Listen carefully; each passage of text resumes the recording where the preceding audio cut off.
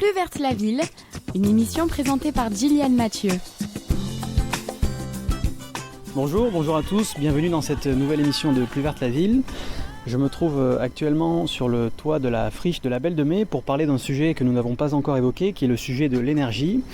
Je suis entouré de panneaux photovoltaïques et je me trouve en compagnie de Timothée Demont, qui est l'un des membres fondateurs de Massilia Sun System, une coopérative photovoltaïque citoyenne. Bonjour Timothée, est-ce que vous pourriez présenter brièvement ce qu'est exactement la coopérative Massilia Sun System ? Bonjour, oui, bien sûr. Merci beaucoup pour votre invitation. Alors, Massilia Sun System, c'est effectivement une entreprise coopérative qui est née en novembre 2019. Et c'est une entreprise un peu particulière qu'on peut qualifier d'entreprise citoyenne puisqu'elle a été fondée par des citoyens et jusqu'à aujourd'hui, elle est détenue par des citoyens et nous sommes tous bénévoles pour l'instant pour faire tourner cette entreprise. Alors le but de cette entreprise, c'est effectivement de produire de l'énergie photovoltaïque sur les toits de Marseille et environ. Et bien sûr, la volonté de ses fondateurs, c'était d'accélérer la transition énergétique du territoire en prenant le constat que effectivement cette transition est très très très lente par rapport aux objectifs présentés, annoncés par la plupart des grands think tanks et centres d'études tels que l'ADEME, RTE, le GIEC, etc., qui nous disent qu'on doit augmenter la proportion d'énergie renouvelable dans notre mix énergétique massivement d'ici 2030-2040. On doit arriver à 40% environ. À l'heure actuelle, on est plutôt à 17%.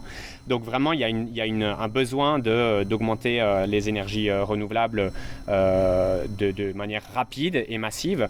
Le développement est très lent, en particulier dans notre région, alors que le soleil est évidemment très très présent.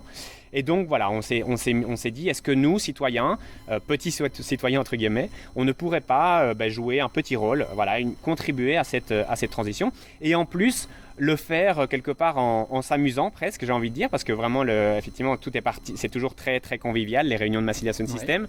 C'est parti avec beaucoup d'enthousiasme et on est toujours très enthousiaste. Et puis en même temps aussi pour favoriser la culture de la participation citoyenne. On pense que c'est vraiment très important justement que les citoyens s'emparent des choses, des sujets importants, et notamment dans le contexte de cette crise climatique qui nous frappe de plein fouet de plus en plus, on peut se sentir un peu impuissant, parce que c'est effectivement quelque chose de massif qui nous imposera probablement de changer nos modes de vie, etc.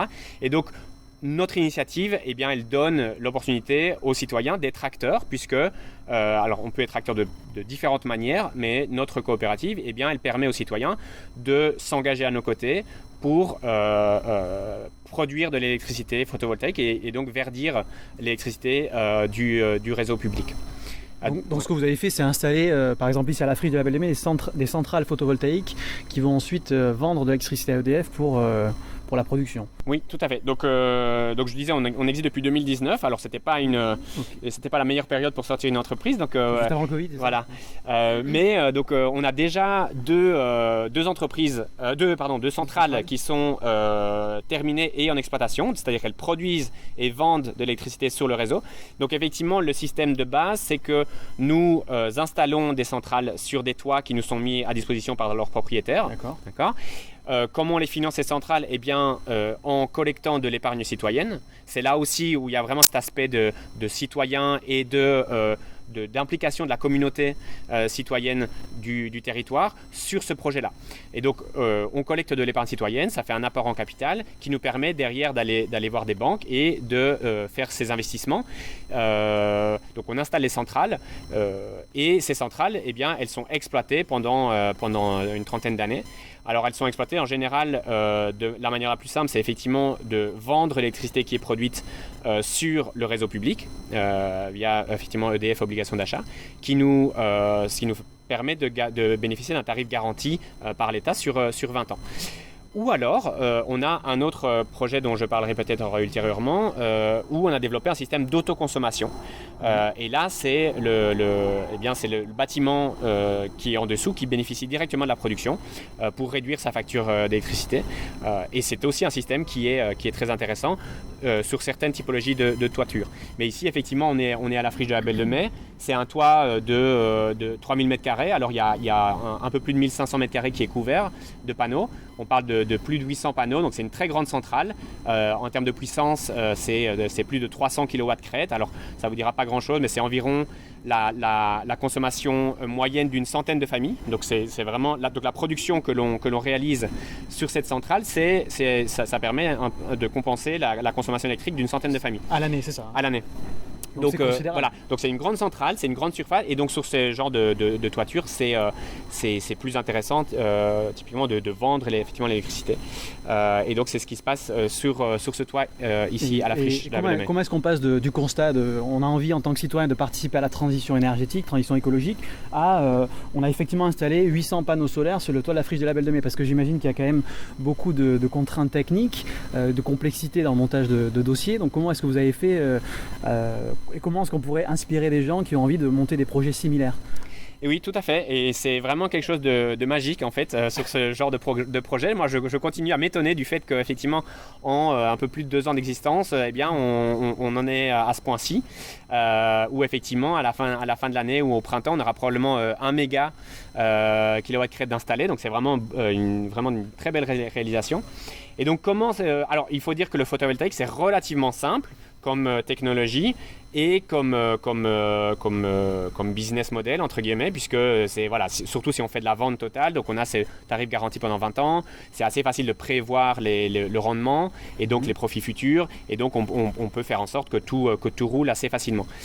Mais donc en fait, dans notre collectif, alors on a certaines personnes parmi les membres fondateurs qui avaient des compétences quand même dans le secteur, alors ce n'étaient pas des installateurs mais qui étaient effectivement quand même dans le secteur photovoltaïque, mais en fait on s'est vraiment auto-formé. Donc on a cherché quelques personnes qui avaient des compétences juridiques pour écrire les baux d'occupation de toiture, pour écrire certains contrats, certaines personnes qui avaient des compétences plutôt économiques pour réfléchir aux aspects financiers économiques, certaines personnes effectivement au côté technique, et puis après on a un groupe communication dont je fais partie qui est là en fait juste chargé de chercher des partenaires et puis de communiquer sur notre projet, de chercher des investisseurs citoyens comme je disais, et on a aussi un groupe qui est simplement chargé de la bonne vie du groupe. Et donc c'est juste pour réinsister sur le côté convivial de ce projet et du fait que effectivement tout le monde peut s'y impliquer.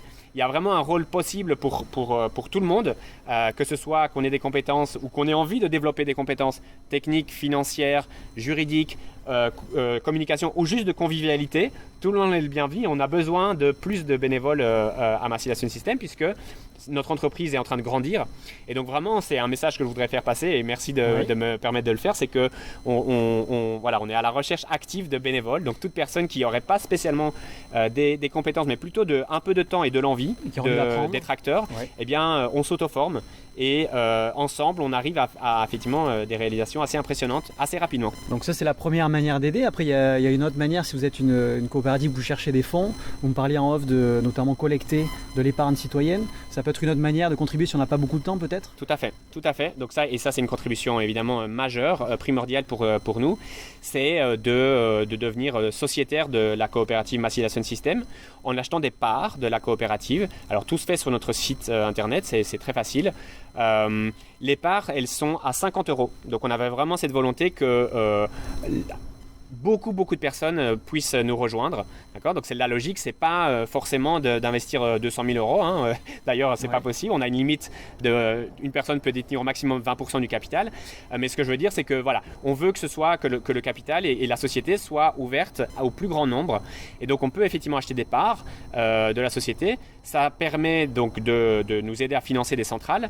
Ça donne à chaque coopérateur une voix, donc une voix dans la gestion, dans les décisions stratégiques de la société. Donc à chaque assemblée générale, c'est le principe une personne, une voix. Donc effectivement, ça vous, là encore, donne une possibilité de vous sentir acteur quelque part.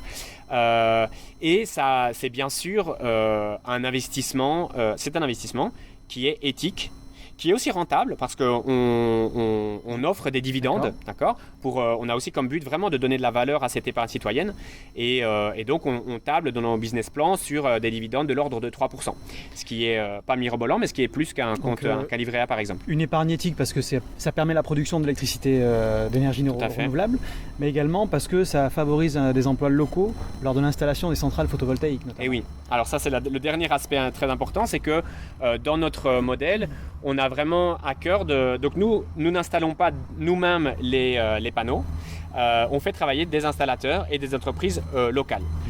Et dans nos objectifs, donc on a bien sûr la production d'énergie renouvelable pour accélérer la transition, on a la valorisation de l'épargne citoyenne comme je disais à l'instant, et on a vraiment l'accélération du développement de cette filière locale d'énergie renouvelable qui doit vraiment de nouveau se développer massivement à l'avenir.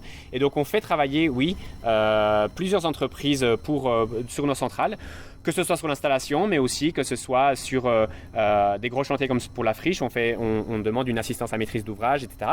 Donc nous, en interne, on fait les études préalables, mais ensuite, bien sûr, qu'on se fait épauler par des vrais professionnels, entre guillemets, pour bien sûr être sûr que nos centrales, qu'il n'y a aucun problème au niveau des centrales. Et donc, c'est vrai que ça contribue, là encore, probablement une contribution petite, mais ça contribue au développement durable de la région. Et alors si on vous aide en tant que bénévole ou bien en tant qu'épargnant solidaire ou citoyen, à quoi vont servir, dans quelle dans quel projet va-t-on mettre nos forces et quels sont les projets à venir pour l'année qui vient et pour l'année 2023 ? Ouais. Donc l'épargne effectivement sert à installer des centrales. Le but, ce que j'ai pas encore dit, c'est qu'effectivement lorsque l'on exploite les centrales, donc on vend l'électricité ou soit sur le réseau, soit au bâtiment en dessous. Évidemment, le but c'est de faire des profits. Et ces profits, dans nos statuts, il est stipulé qu'ils sont pour moitié redistribués sous forme de dividendes, effectivement, aux sociétaires, et pour moitié réinvestis dans des nouvelles centrales. Évidemment, avec le but de produire de plus en plus d'électricité localement et donc de construire de plus en plus de centrales. Donc effectivement, on a une volonté de développer environ 3 nouvelles centrales chaque année. C'est ce qu'on a fait jusqu'à présent. Et donc cette année, en plus, à côté de la centrale de la Friche, qui est notre projet phare, qui est la plus grosse, on a une centrale plus petite dans le même quartier, sur la Fraternité de la Belle de Mai. C'est un lieu d'accueil inconditionnel juste ici à côté, où là on est sur une centrale de 36 kW crête. Et on a une troisième centrale qui est sur un EHPAD à Aix-en-Provence, où là, on teste le modèle d'autoconsommation, comme je le disais précédemment. Et donc, ça, c'est nos 3 projets qui sont vraiment sur les rails. Alors, celui-ci, il est terminé à la Friche, et puis les 2 autres, ça va être dans les prochains mois. Et ensuite, on va, là, à partir des prochains mois, on va vraiment plancher. Alors, on a déjà toute une série de toits en attente et qui ont fait l'objet de préétudes. Donc, je ne sais pas encore vous dire exactement quels seront les chantiers pour 2023, mais donc on a toute une série de toits. On a répondu à des appels d'offres, notamment de l'Adréal, pour équiper des toitures de l'État. Ça, c'est un projet intéressant.